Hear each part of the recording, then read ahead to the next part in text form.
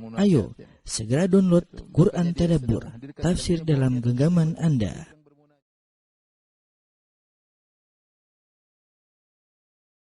Bismillahirrahmanirrahim. Assalamualaikum warahmatullahi wabarakatuh. Alhamdulillahi ala ihsani wa syukru lahu ala taufiqihi wa amtinani wa asyhadu an la ilaha illallah wahdahu la syarika lahu ta'ziman li sya'ni wa asyhadu anna Muhammadan abduhu wa rasuluhu da'ila ridwani. Allahumma shalli alaihi wa ala alihi wa ashabihi wa ikhwani. Para ikhwan, para akhwat, bapak-bapak dan ibu-ibu yang dirahmati Allah Subhanahu wa taala. Ini adalah pertemuan kita yang ketiga. Kita berada di penghujung muqaddimah dari risalah Al-Usul Ats-Tsalatsah, ya. Setelah itu baru kemudian Syekh Muhammad bin Abdul Wahhab rahimahullahu taala masuk dalam intinya, yaitu menjelaskan tentang tiga landasan utama. Yang pertama tentang mengenal Allah, yang kedua mengenal agama, dan yang ketiga adalah mengenal Nabi sallallahu alaihi wasallam. Di sini Syekh Muhammad bin Wahhab berkata, "I'lam arsyadakallahu li ta'ati." Ya, ketahuilah semoga Allah membimbingmu kepada ketaatan kepadanya. Dan ini adalah bentuk doa, dan kita sudah sebelumnya juga Syekh Muhammad bin Wahhab memberikan doa kepada orang yang membaca risalahnya, ya.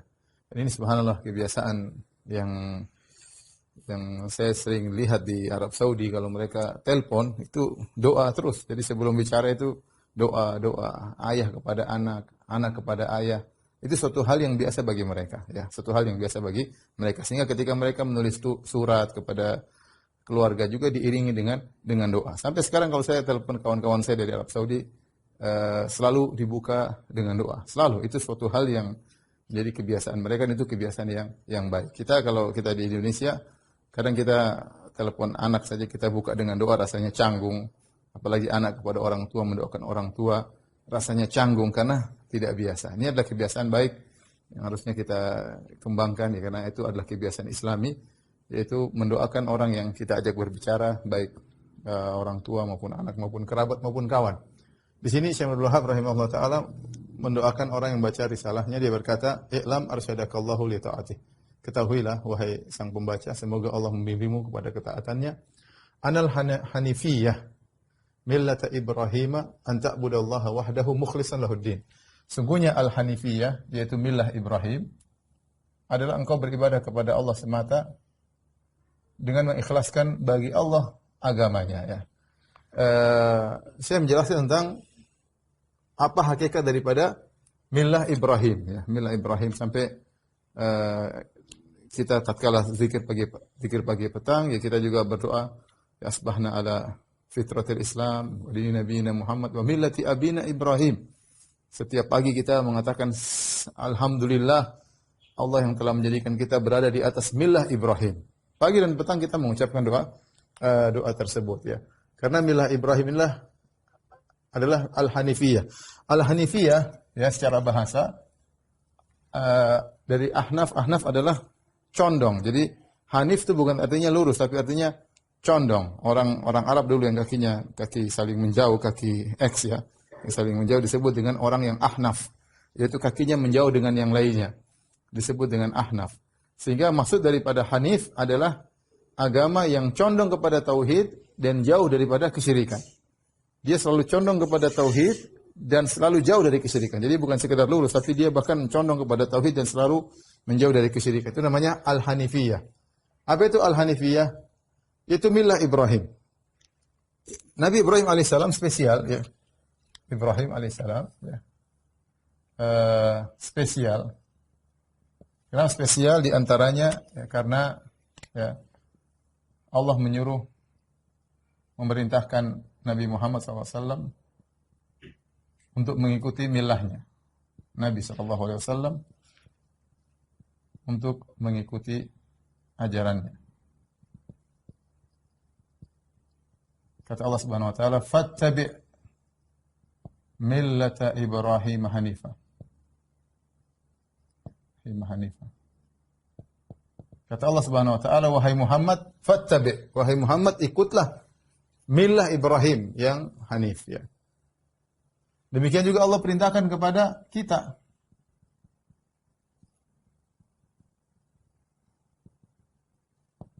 kepada kita ya. Allah Subhanahu wa ta'ala, fattabi'u millata Ibrahim.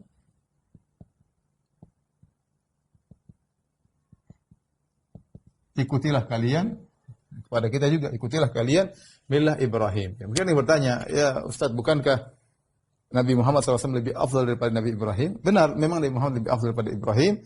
Tetapi Ibrahim alaihissalam secara sejarah dia lebih dahulu daripada Nabi Muhammad SAW. Ibrahim ya lebih dahulu dari Nabi. Maka Nabi disuruh ikuti. Bahkan Ibrahim adalah kakek Nabi alaihissalam. Kakek Nabi SAW. Karena Nabi SAW adalah keturunan Ismail alaihissalam bin Ibrahim. Ya, semua Quraisy keturunan Ismail bin Ibrahim. Dan Nabi SAW adalah orang Quraisy.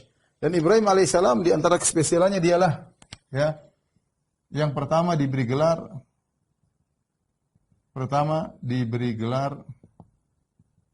Khalilur Rahman. Kata Allah Subhanahu wa taala, "Wattakhadallahu Ibrahim khalila."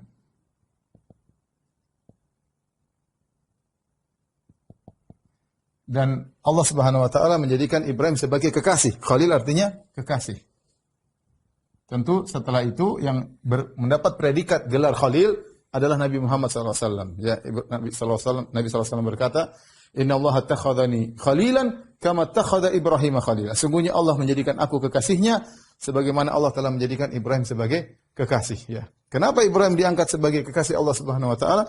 Banyak keistimewaannya karena dialah dialah yang sendirian bertauhid ketika itu.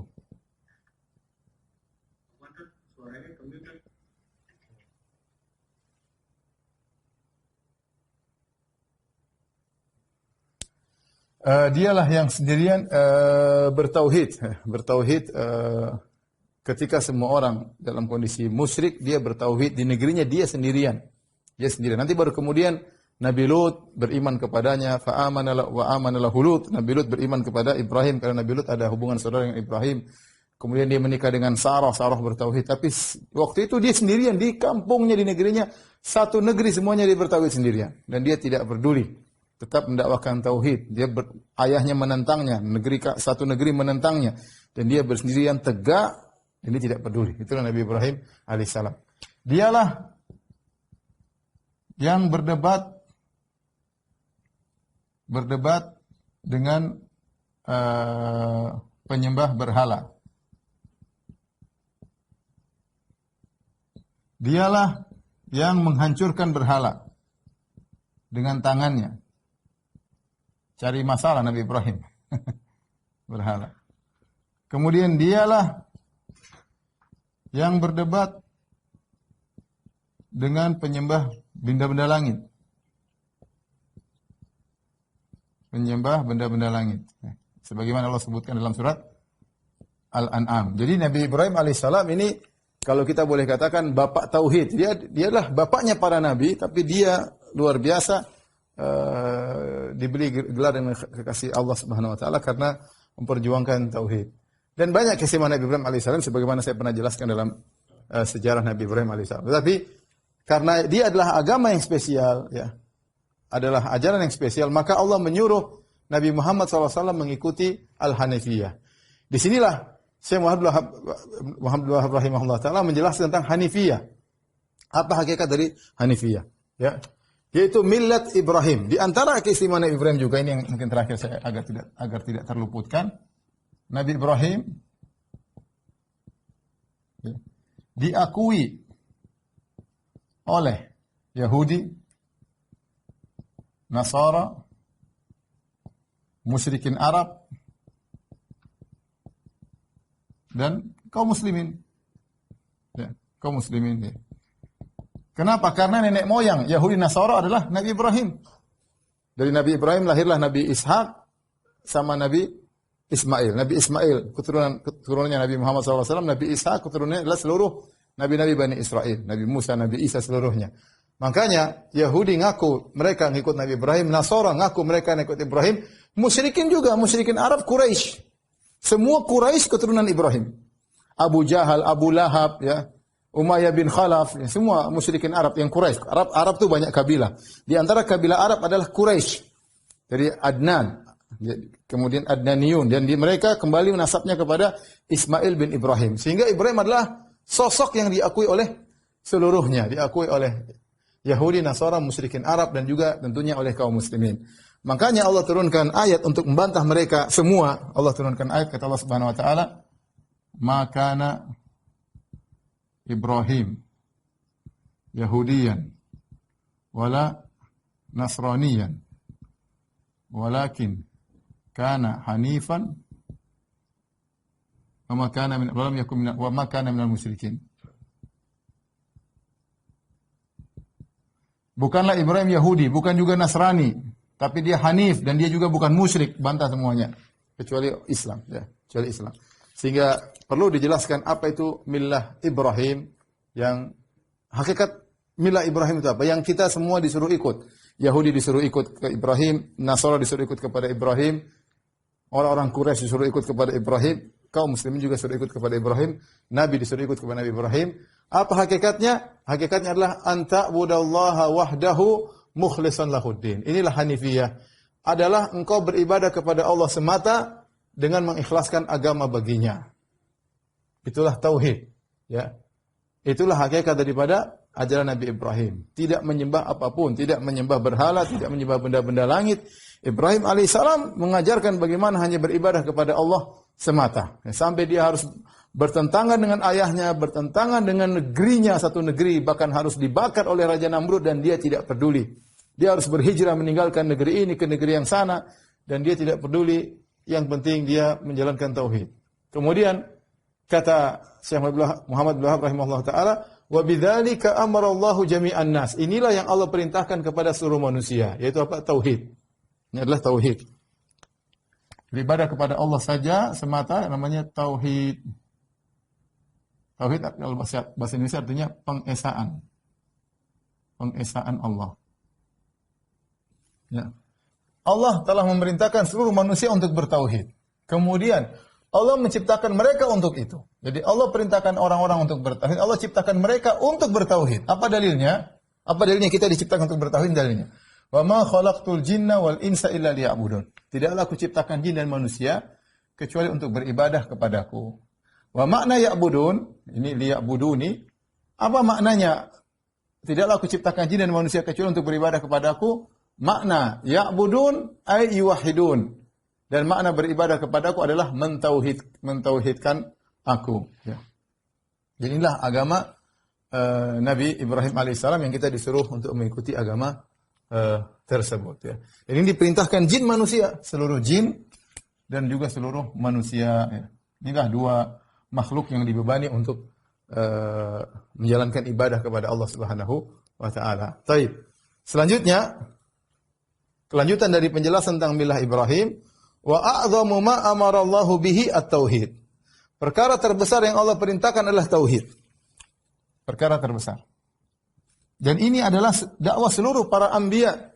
Ya, seluruh nabi berdakwah. Ya, contoh Allah Subhanahu wa taala berfirman, wa laqad arsalna wa laqad ba'atsna fi kulli ummatin rasulan an ibudullaha wajtanibut taghut. Sungguh kami telah mengutus pada setiap umat seorang rasul yang menyeru sembahlah Allah dan tinggalkanlah taghut. Wa ila 'adin akhahum huda qala ya qaumi ibudullaha ma lakum min ilahin ghairuh. Dan kepada kaum 'Ad kami utus saudara mereka yaitu Nabi Hud yang menyeru kepada kaum 'Ad. Kaum 'Ad setelah kaum Nabi Nuh. Qala ya qaumi ibudullaha ma lakum min ilahin ghairuh. Wahai kaumku, sembahlah Allah semata, tidak ada sesembahan selain Allah Subhanahu wa taala, ya. Nabi Nuh alaihissalam juga menyeru kepada kaumnya untuk tauhid. Makanya kaumnya mengatakan la tazaruna waddan wala suwa'an wala yaghutsa wa ya'uq wa nasra. Sekali-sekali kalian jangan ikut dengar perkataan Nuh, jangan tinggalkan persembahan kepada Wad, Suwa, Yaguth, Ya'uq, Nasr. Ini 5 nama berhala. Jangan tinggalkan penyembahan terhadap berhala tersebut. Kenapa? Karena Nabi Nuh menyuruh mereka untuk meninggalkan segala bentuk kesyirikan. Kaum Samud juga demikian. Wa ila Thamuda akhahum salihan. Qala ya qaumi ibudullaha ma lakum min ilahin ghairuh. Kepada kaum Samud kami utus saudara mereka Nabi Saleh yang menyeru agar menyembah Allah semata dan jangan berbuat kesyirikan. Semua nabi seperti itu. Nabi Musa, Nabi Isa, semuanya. Oleh karenanya, perintah yang paling besar yang Allah perintahkan adalah tauhid. Ya. Dan ini tujuan kita diciptakan. Tujuan kita diciptakan untuk bertauhid. Seorang yang mengerti akan hal ini, bahwasanya kita diciptakan untuk tauhid, maka tauhid senantiasa berada dalam benaknya. Dia mengaplikasikan dalam kehidupan sehari-harinya. Saya ke sana kenapa? Karena Allah atau bukan. Saya senyum kepada orang tua karena Allah atau bukan. Saya bekerja karena Allah atau bukan. Saya mengurus anak istri karena Allah atau bukan. Semua gerak-geriknya dia tahu karena dia diciptakan untuk bertauhid kepada Allah.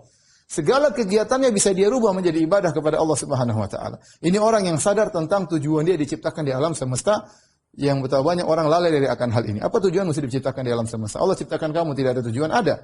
Tujuannya apa? Liyuwahhidun, liya'budun, untuk beribadah kepada Allah, yaitu untuk mentauhidkan Allah Subhanahu wa taala. Wa huwa ifradullahi bil ibadah. Oleh karenanya seharusnya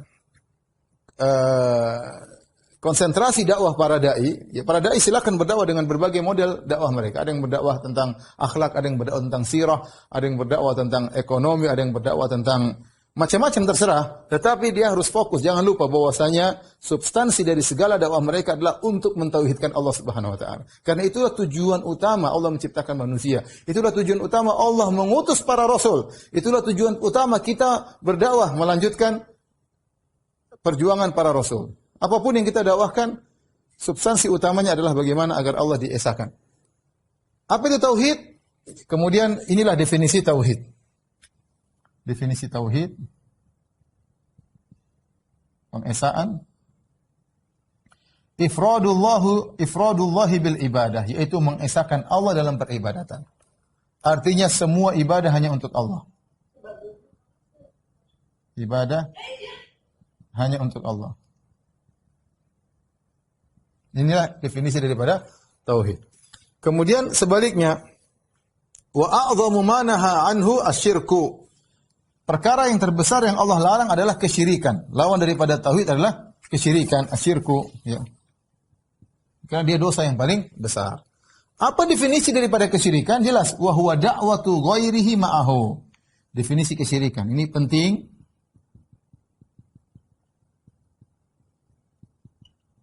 Yaitu apa? Perhatikan, engkau berdoa, itu berdoa di sini maksudnya beribadah. Karena doa disebut juga beribadah. Beribadah kepada selain Allah bersama Allah. Itulah yang disebut dengan syirik. Ini sudah sering saya sampaikan dalam kajian-kajian saya. Ketahuilah para bapak-bapak dan ibu dirahmati Allah Subhanahu wa taala. Namanya syirik dalam bahasa ini artinya menyekutukan. Menyekutukan yaitu menduakan, mentigakan, mengempatkan, intinya menyekutukan. Disebut dengan syirik. Makanya kalau syarikat adalah kerjasama antara beberapa orang membentuk syarikat, ya. Nah, namanya syirik. Syirik itu bukan berarti seorang tidak beribadah kepada Allah. Syirik itu bukan ateis secara bahasa. Syirik itu bukan ateisme. Syirik itu bukan tidak beribadah kepada Allah. Tapi syirik adalah Anda beribadah kepada Allah dan juga beribadah kepada selain Allah. Itulah syirik. Berarti Anda mengambil sekutu untuk menggandengkan dengan Tuhan.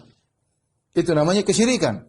Makanya ketika Nabi SAW ditanya, ya, ayu dzambi a'zam, ya Rasulullah, apa dosa yang paling besar? Kata Nabi SAW, dosa yang paling besar adalah engkau beribadah kepada selain Allah, anta ja'ala lillahi niddan wa huwa khalaqak. Kata Nabi SAW, engkau mengambil tandingan bagi Allah, yaitu kau mensekutukan, wa huwa khalaqak, padahal yang menciptakan engkau adalah Allah sendirian. Yang menciptakan engkau adalah Allah sendirian. Jadi, saya ulangi lagi, namanya syirik itu bukan tidak beribadah kepada Allah. Bukan ateis, tapi namanya syirik secara bahasa adalah engkau beribadah kepada Allah dan engkau beribadah kepada selain Allah juga. Sehingga engkau mengambil tandingan bagi Allah Subhanahu wa taala. Inilah yang terjadi pada orang musyrikin Arab. Orang musyrikin Arab, kalau kita baca sejarah mereka beribadah, mereka umrah, mereka haji, bahkan Nabi sebelum berhijrah, Nabi tiap tahun pergi ke Mina berdakwah. Ya ayyuhan nas qulu la ilaha illallah tuflihu, wahai manusia sekalian, sembahlah Allah saja. Ucapkan la ilaha illallah, kalian akan beruntung. Apa kata mereka? Aja'alal alihata ilahan wahida inna hadza la syai'un ujab. Ini Muhammad mau jadikan Tuhan yang banyak cuma satu? Ini perkara yang menakjubkan, kata mereka. Mereka mendapati nenek moyang mereka berbuat kesyirikan. Ketika Nabi suruh untuk beribadah kepada satu Tuhan saja, Allah saja, mereka heran. Tapi mereka beribadah kepada Allah. Makanya mereka tawaf, mereka haji, ya. Sampai dalam tawaf mereka bertalbiyah dalam Sahih Muslim, kata mereka labbaik Allahumma labbaik labbaik la syarika laka labbaik. Sama seperti kita. Kami menyambut panggilanmu ya Allah. Kami menyambut panggilanmu ya Allah, tidak ada sekutu bagimu. Ketika Nabi mendengar perkataan mereka bertalbiyah, kata Nabi, wailakum qad sudah cukup, jangan tambah lagi talbiyahnya. Ternyata mereka tambah, kata mereka, illa syarikan huwalak tamliku huwa malak, kecuali sekutu yang milikmu, yang kau izinkan, ya, yang kau menguasainya dan dia tidak memiliki apa-apa. Jadi mereka mengatakan, ya Allah, kami penuhi panggilanmu untuk umrah, untuk haji. Ya Allah, tidak ada sekutu bagimu kecuali sekutu yang kau izinkan, yang kau miliki, ini tidak memiliki apa-apa. Ya. Mereka pun dalam ucapan tersebut mereka mengakui bahwasanya sekutu ini hanya izin dari Allah, dia tidak menguasai apa-apa. Allah yang menguasai segalanya. Tapi intinya itulah namanya kesyirikan. Jadi kalau ada orang sholat, mungkinkah orang sholat dia syirik? Mungkin. Dia sholat, tapi dia ternyata minta kepada kuburan, penghuni kubur. Berarti dia berdoa kepada Allah, berdoa kepada selain Allah. Bisakah orang menyembelih berbuat kesyirikan? Bisa. Di hari Idul Adha dia menyembelih untuk Allah, di hari lain dia menyembelih untuk jin. Maka dia berbuat kesyirikan.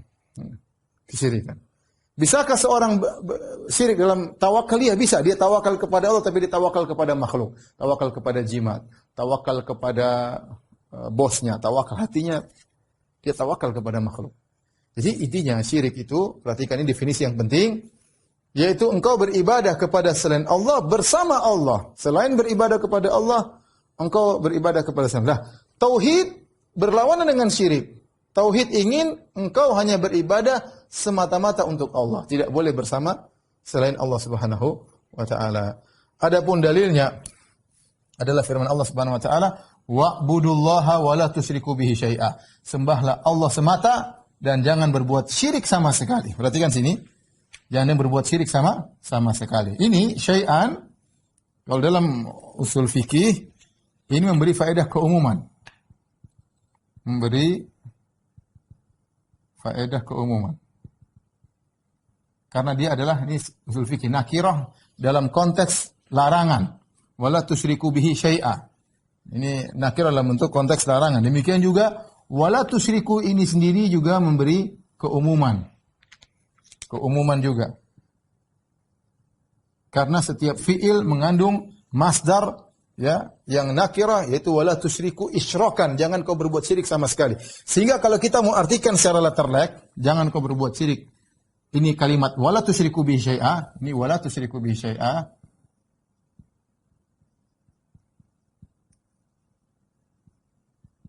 Kalau kita mau terjemahkan secara sederhana dalam bahasa Indonesia, artinya dan janganlah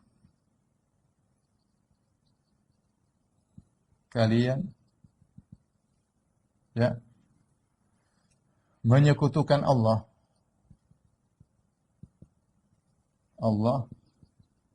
dengan apapun, ya, dalam bentuk syirik apapun. Di sini ada dua keumuman. Pertama, jangan kalian menyekutukan Allah dengan apapun. Yang kedua, jangan kalian menyekutukan Allah dalam bentuk syirik apapun. Jangan kalian menyekutukan Allah dengan apapun, maksudnya termasuk tidak boleh apakah kalian menyekutukan Allah dengan nabi, tidak boleh, malaikat, tidak boleh, ya, wali, ya, pohon, batu, ya, jin, ya, mayat, ya, ini semua nggak boleh. Kalau kalian beribadah hanya kepada Allah, tidak boleh beribadah kepada nabi, tidak boleh beribadah kepada malaikat, tidak boleh beribadah kepada wali, pohon, batu, jin, mayat, semua nggak boleh. Kemudian juga kalian tidak boleh berbuat syirik apapun, ya, baik syirik akbar, syirik kecil, syirik khafi, syirik yang samar, syirik jali, syirik yang jelas, dan lain-lain, segala bentuk kesyirikan.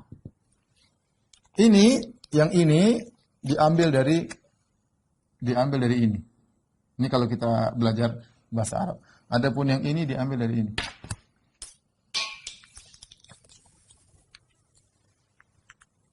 Adapun yang ini, ya, diambil dari ini.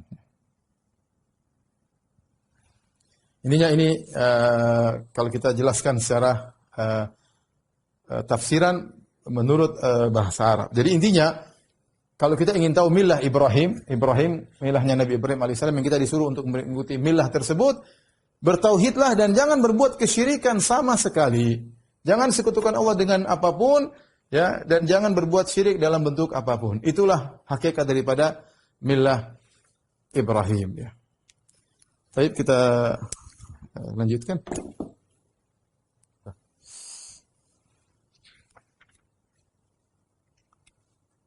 Baik, Bapak-bapak Ibu yang rahmatillah subhanahu wa ta'ala, kita lanjutkan, ya. Sekarang baru kita masuk pada inti, ya.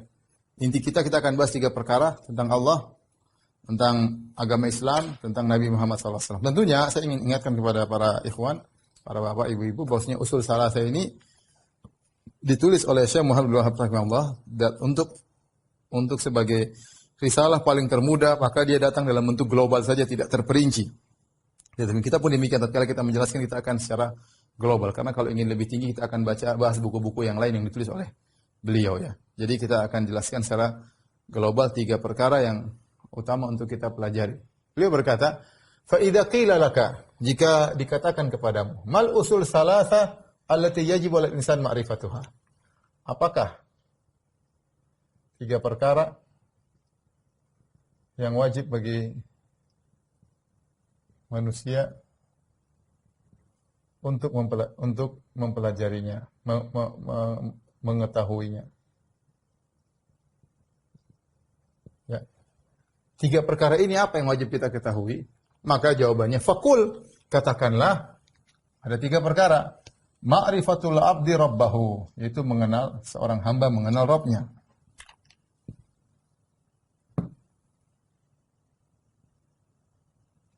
Hamba mengenal Rabbnya. Ini yang pertama. Yang kedua, wadinahu, agamanya. Mengenal agamanya. Yang ketiga, mengenal nabinya sallallahu alaihi wasallam. Nabinya sallallahu alaihi wasallam. Inilah 3 perkara yang wajib bagi seorang untuk mengenalnya. Yang pertama adalah mengenal Tuhan, yang kedua mengenal agama, yang ketiga adalah mengenal Nabi sallallahu alaihi wasallam, ya. Dan sudah kita jelaskan 3 perkara inilah kenapa dikatakan wajib, 3 perkara ini karena 3 perkara inilah yang merupakan ujian pertama, fitnah. Ujian itu fitnah. Fitnah pertama setelah kita meninggal. Setelah kita meninggal. Ya. Yaitu di kuburan. Yang disebut dengan fitnatul qabr. Yang disebut dengan fitnatul qabr. Fitnah kubur. Karena malaikat munkar dan nakir ketika kita meninggal yang ditanya 3 perkara ini. Mar rabbuk, siapa Tuhanmu? Wa ma dinuk, apa agamamu? Wa man nabiyyuk, siapa Tuhanmu? Ini 3 pertama. Siapa yang bisa menjawab 3 pertanyaan ini, maka setelahnya lebih mudah. Ya, makanya Nabi pernah berkata, al-qabr ya awalu manazilil akhirah, adalah tahapan pertama dari akhirat, ya. Terminal pertama dari akhirat kuburan. Siapa yang selamat di kuburan, terminal berikutnya dia lebih selamat. Siapa stasiun pertama tidak selamat, yang selanjutnya lebih parah. Nah, ujian pertama kita ditanya oleh malaikat munkar dan nakir 3 pertanyaan disebut yang fitnatul qabr. Ya, kalau kita bisa jawab ini, siapa agamamu? Allah. Siapa Tuhanmu? Allah. Apa agama Islam? Siapa Nabi Muhammad SAW? Maka kita akan setelah itu lebih mudah kita untuk menghadapinya. Namun sudah saya ingatkan bahwasanya ini hanya bisa dijawab dengan iman. Iman, ya. Bukan ilmu dan wawasan semata. Wawasan semata. Seorang yang dia sehari-harinya selalu di benaknya Allah, agama, Nabi, itu yang bisa menjawab. Makanya, kenapa saya katakan tidak bisa dijawab dengan ilmu dan wawasan semata? Karena buktinya orang munafik tidak bisa jawab. Buktinya, dalam hadis disebutkan orang munafik, apalagi kafir, tidak bisa jawab. Padahal kita tahu orang munafik tahu betul siapa Nabi SAW. Kata dalam hadis, kata Nabi, wa ammal munafik. Adapun orang munafik ketika ditanya, man dzal ladzi ursila ilaikum, siapakah orang yang diutus kepada kalian? Maka dia berkata, sami'tun nas yaqulun faqultuhu. Oh, dia berusaha ingat. Aku dengar orang-orang bilang, aku ikut-ikutan. Tapi dia nggak bisa bilang Muhammad sallallahu alaihi wasallam, nggak bisa. Padahal orang munafik, kalau kita baca biografi orang munafik di zaman Nabi, mereka apa? Mereka KTP-nya Islam. Mereka sholat bersama Nabi di Masjid Nabawi. Mereka dengar ceramah Nabi SAW. Mereka tahu Nabi nasabnya. Mereka ngerti betul. Abdullah bin Ubay bin Salul tahu betul siapa Nabi SAW. Bahkan dalam beberapa peperangan, orang munafik pada ikut bersama Nabi SAW. Dengar ceramah Nabi. Siapa bilang mereka tidak tahu Nabi? Mereka tahu Nabi, benar-benar tahu. Tetapi ketika di dalam kondisi yang mengerikan di hadapan malaikat Munkar dan Nakir, wawasan tersebut tidak bisa muncul. File tersebut dihilangkan oleh Allah Subhanahu wa taala. Mereka tidak bisa jawab. Mereka tidak bisa jawab. Padahal kalau wawasan mereka punya. Ya. Sehingga mereka mengatakan, seakan-akan kata sebagian ulama, mereka yatahassarun, yaitu mereka sangat menderita, seakan-akan mereka pernah tahu tapi dilupakan oleh Allah Subhanahu wa taala. Ibarat kalau kita dikasih pertanyaan, kita mau jawab, kalau kita nggak tahu ya sudah. Tapi kita kayaknya tahu, tapi kita nggak bisa jawab. Berusaha untuk ingat, filenya hilang. Sementara malaikat Munkar dan Nakir siap untuk menghantam mereka. Ya. Sama kalau kita tanya orang kafir hidup sekarang, tanya siapa agamanya orang Islam, mereka bisa, siapa Tuhannya orang Islam, mereka akan jawab dengan lantang, Allah. Orang kafir aja sekarang sudah pandai bilang alhamdulillah, sudah pandai pilih orang kafir sekarang. Ada sedikit alhamdulillah, kita yang dengar kira orang muslim, ternyata orang kafir. Sebagian mereka bilang innalillah wa inna ilaihi raji'un, padahal orang kafir, ya. Tanya siapa Tuhan orang Islam, mereka jawab Allah. Siapa Nabi orang Islam, Muhammad. Mereka tahan apa agamanya orang Islam, Islam. Tapi nanti dia alam barzakh mereka tidak bisa jawab. Makanya yang ini harus kita pelajari sebagai tahapan pertama, kita pelajari, kita kenal betul siapa Tuhan, apa agama Islam yang dimaksud untuk kita jalankan, siapa itu Nabi untuk kita jalankan wasiat-wasiatnya, sehingga mendarah daging dalam tubuh kita, ketika kita dalam alam barzakh ditanya kita bisa jawab. Itu maksudnya. Makanya Syekh Muhammad Wahab rahimahullah mengatakan perlu kita mengenal 3 perkara ini. Baik. Selanjutnya, fa idza qila laka mar rabbuk. Fa idza qila laka, jika ditanyakan kepadamu siapa Tuhanmu?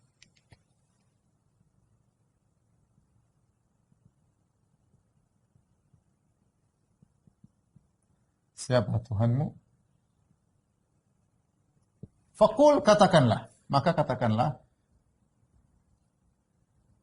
Rabbi Allahu alladhi rabbani. Rabbku adalah Allah yang telah mentarbiyahku.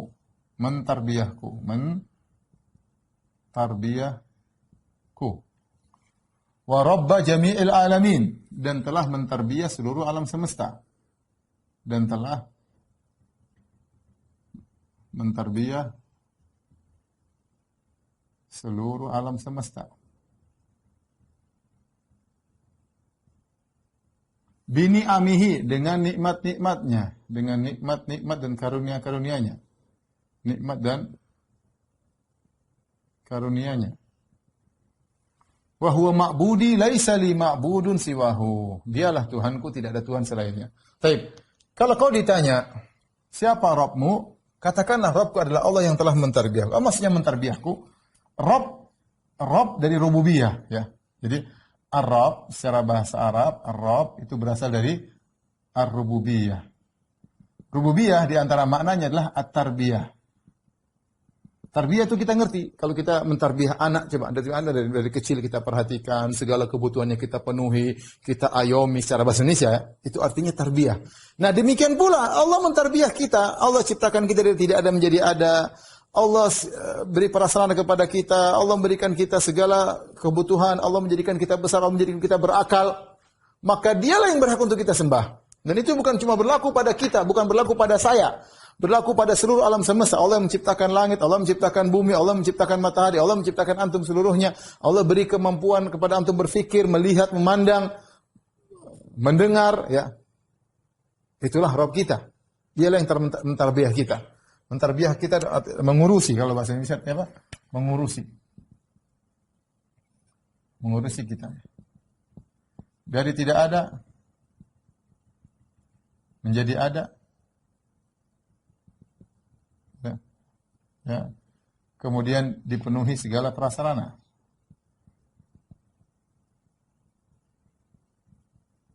Dan lain-lainnya. Ya, ini namanya Rabb. Dialah Ar-Rabb, ya. Kalau kita artikan secara bahasa Arab, para ulama menjelaskan Rabb itu sifat rububiyah Allah, kembali kepada 3 perkara. Sifat rububiyah kembali kepada 3, yaitu yang menciptakan. Karena dia yang menciptakan, dia yang menguasai, memiliki, menguasai. Dan dia pula yang mengatur, tadbir, mengatur seluruhnya. Mengatur seluruh alam. Maka, dia adalah Rabbku dan Rabb seluruh alam semesta. Bini amihi. Dan dia mentarbiyah kita dengan nikmat-nikmat dan karunia-Nya. Karena Allah yang menciptakan aku dan menciptakan seluruh alam semesta, al-alamin maksudnya seluruh alam semesta, baik selain Allah semuanya disebut alam. Hewan, manusia, tumbuhan, jin, malaikat, semua disebut alam. Karena Allah yang telah menciptakan alam semesta dan mengurusi alam semesta seluruhnya, wa huwa ma'budi, maka dialah sembahanku. Dialah sesembahanku. Dialah sesembahanku. Laisa li ma'budun siwahu, tidak ada sesembahan lain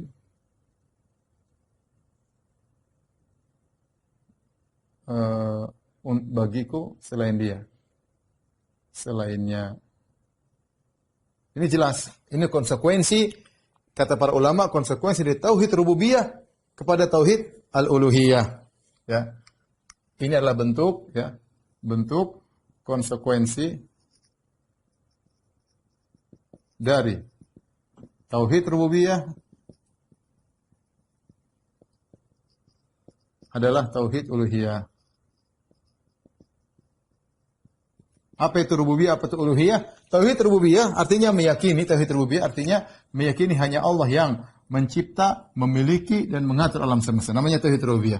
Tauhid uluhiyah yaitu meyakini hanya Allah yang berhak disembah.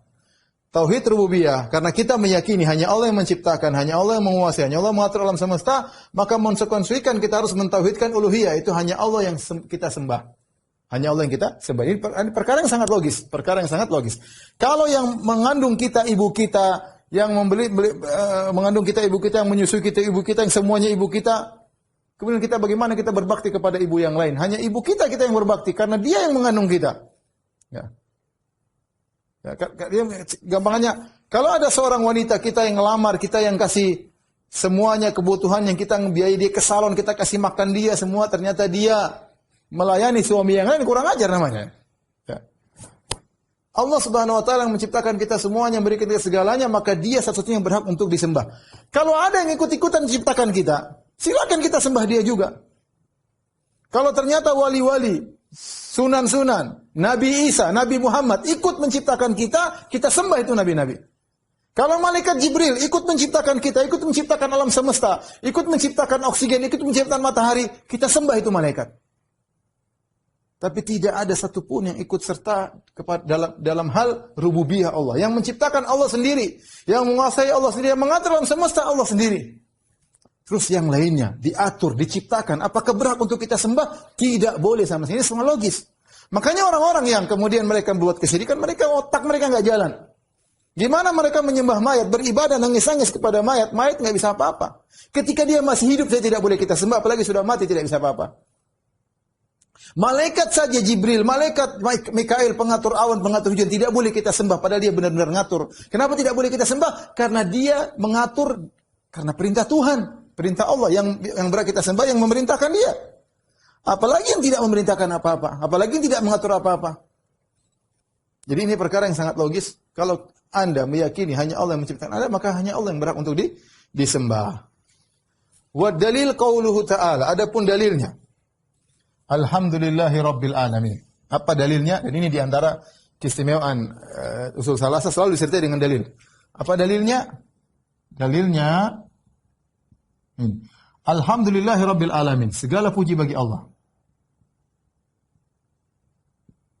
Puji hanya untuk Allah. Artinya apa? Yang berhak dipuji dari segala sisi hanya Allah Subhanahu wa taala. Yang berhak benar-benar dipuji hanya Allah Subhanahu wa taala. Jadi Allah ya yang berhak dipuji.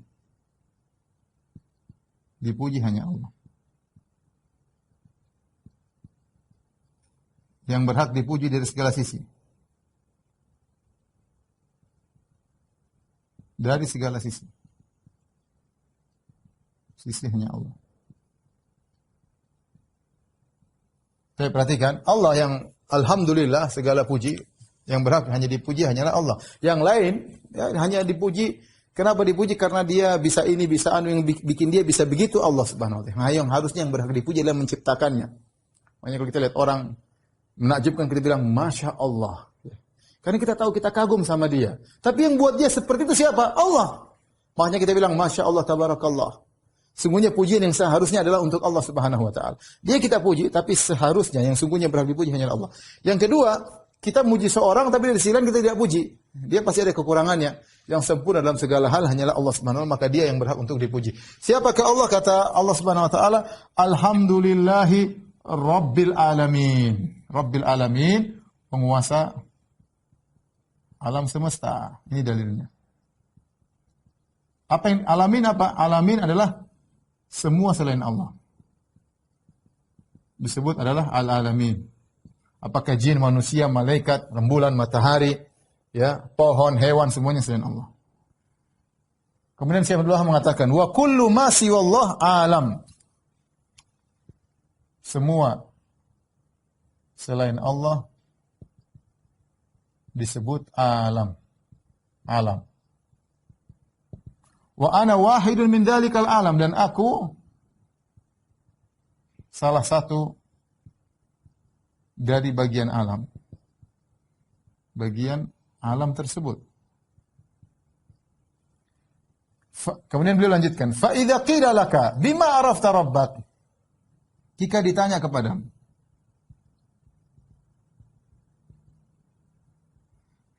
dengan apa kau mengenal Tuhanmu?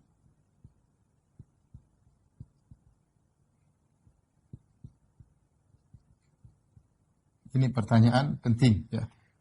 Dari mana kau mengenal Tuhanmu? Dari mana? Faqul bi ayatihi wa makhluqatihi. Katakanlah, maka katakanlah dengan ayat-ayatnya. Dengan ayat-ayatnya. Dan makhluk-makhluknya.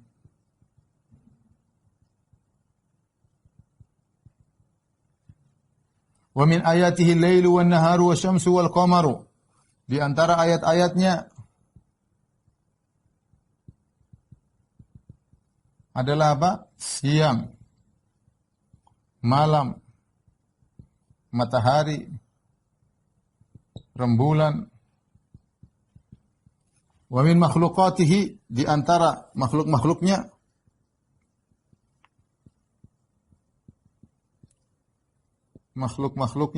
adalah langit yang 7 langit, 7 lapisan langit. Bumi yang 7 lapisan. Apa yang ada di antara keduanya? Di antara keduanya. Tapi di sini Syekh Wahab rahimahullah taala mulai masuk dalam pembahasan penjelasan tentang Rabb. Pertanyaan, bima arafta rabbak, dari mana kau mengenal Rabbmu? Maka jawablah dengan ayat-ayatnya dan makhluk-makhluknya. Di sini Syekh Abdul Wahab membedakan antara ayat-ayat. Mereka menjelaskan ayat-ayat, semua ayat-ayat termasuk dari makhluk.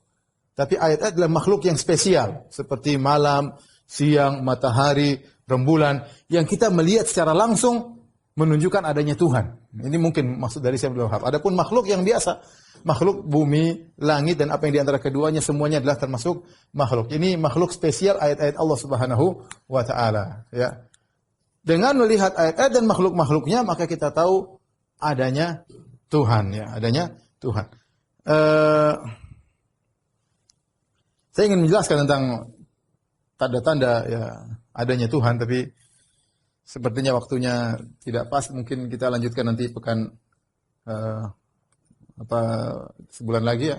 Kita lanjutkan tentang, karena itu pembahasan sangat penting. Bagaimana Anda mengenal Tuhan Anda dengan melihat alam semesta ya. Kemudian apalagi yang berkaitan dengan masalah ma'rifatullah, insyaallah kita lanjutkan pada pertemuan berikutnya. Demikian, wabillahi taufiq wal hidayah. Assalamualaikum warahmatullahi wabarakatuh.